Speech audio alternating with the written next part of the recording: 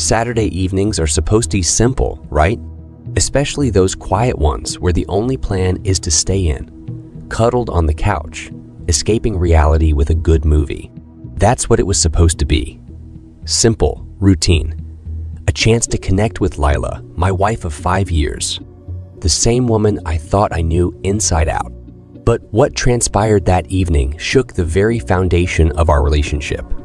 All thanks to the unsuspecting world of synchronized technology. We lived in a small apartment that was always buzzing with energy, thanks to Lila's whirlwind nature. She's a firecracker. Always moving, always buzzing, always alive. Whether it's her work projects or planning our next weekend getaway, she's always up to something. But that night, she looked unusually calm, engrossed in some work on her laptop, her eyes darting across the screen. To set the mood for our movie night, I dimmed the lights, threw on a comfy hoodie, and prepared a bowl of popcorn. The final touch, borrowing Lila's Mac to stream a film exclusive to her office's premium subscription. As I got everything set up, tiny pop-up notifications began to distract me. They were inconspicuous at first, like subtle nudges. But as the name Derek, the one that got away, repeatedly flashed on the screen, my heartbeat seemed to synchronize with each ping. Derek, as I knew, was a character from Lila's past, her college sweetheart. I wasn't jealous or threatened by him. After all, we all have histories, right? But as the minutes ticked by, the messages transformed from mere distractions to chilling revelations. The words, the innuendos, the secrets unveiled in real time were far more intense than any movie plot. I won't divulge the details here, but let's just say I found out more about Lila preferences in a single evening than in our 5 years of marriage. I was stuck in this surreal, unscripted drama, my mind racing. Should I pretend as if nothing happened? Should I confront her immediately? Or should I just leave? Questions clouded my judgment, and the once comforting room felt claustrophobic. My Saturday evening, which started with the promise of intimacy and connection, had taken a dark, unforeseen turn. After setting everything up for our movie night, the ambience in our living room was perfect.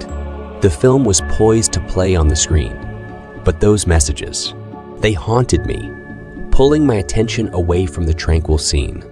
There was a tangible weight in the air, my stomach tied in knots. Each notification felt like a twist of the knife.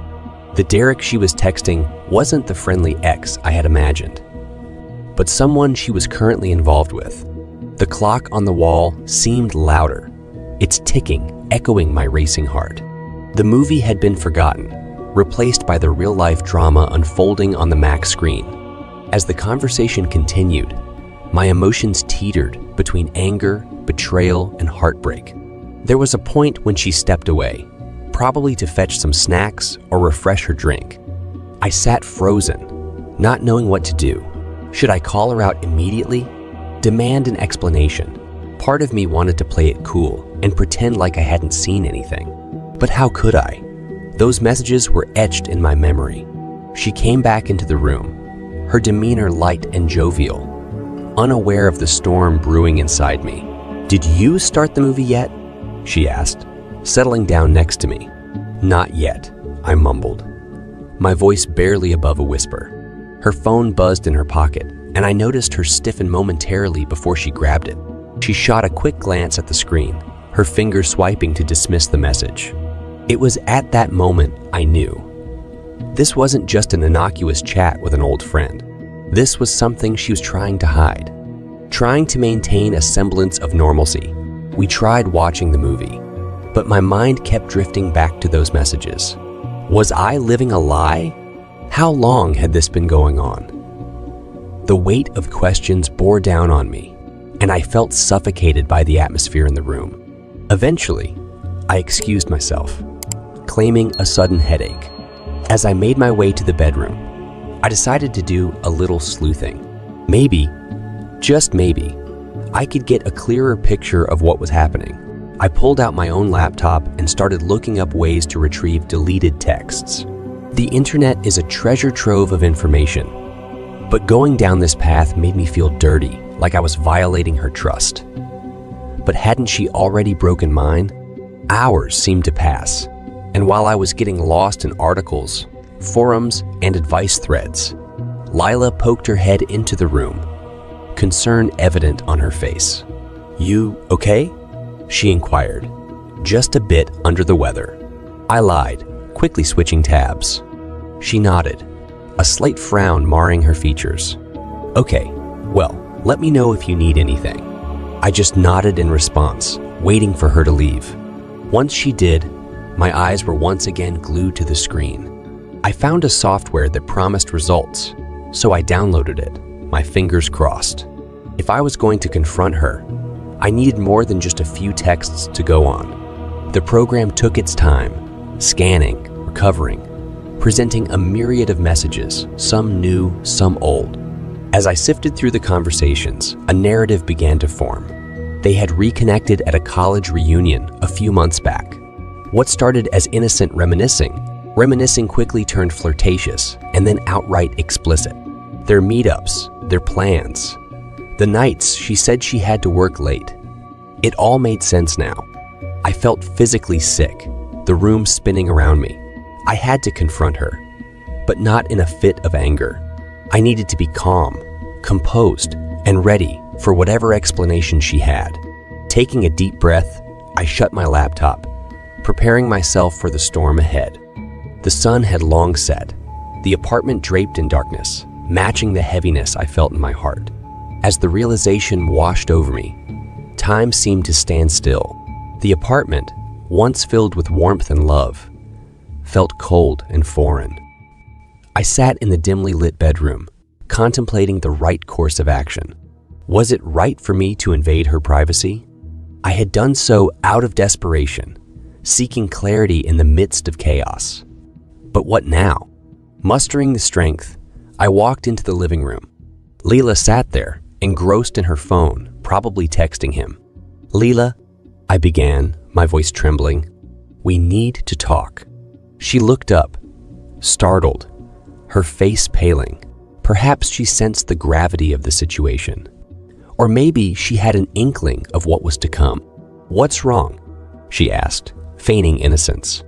Taking a deep breath, I opened my laptop and turned the screen towards her. The retrieved messages, their intimate exchanges, their plans, all displayed for her to see. "Care to explain?" I asked, fighting back tears. She was silent for a moment, processing the situation. Then, her demeanor changed. No longer the confident, vibrant woman I knew. She looked defeated, cornered, and guilty. "How did you?" she whispered. "It doesn't matter," I interjected. "What matters is this. How could you? After everything we've been through." Tears streamed down her face, but she didn't try to defend herself. Instead, she admitted, "I messed up. It started as something innocent, a catch-up. But one thing led to another, and before I knew it, we were in too deep." The weight of her betrayal bore down on me. "Why didn't you end it? Why continue the charade?" I asked, desperate for answers. She took a deep breath, her voice shaking. "I was scared. Scared of losing you, our life together, everything we built. I thought I could keep it a secret, but..." I interrupted. "But you chose him over us. Every time you lied, every time you sneaked around." She nodded, her face a mix of remorse and sadness. "I never wanted this. I never wanted to hurt you." It was evident the relationship had fractured, the trust irreparably broken. Hours seemed to stretch as we sat there, grappling with the magnitude of her actions.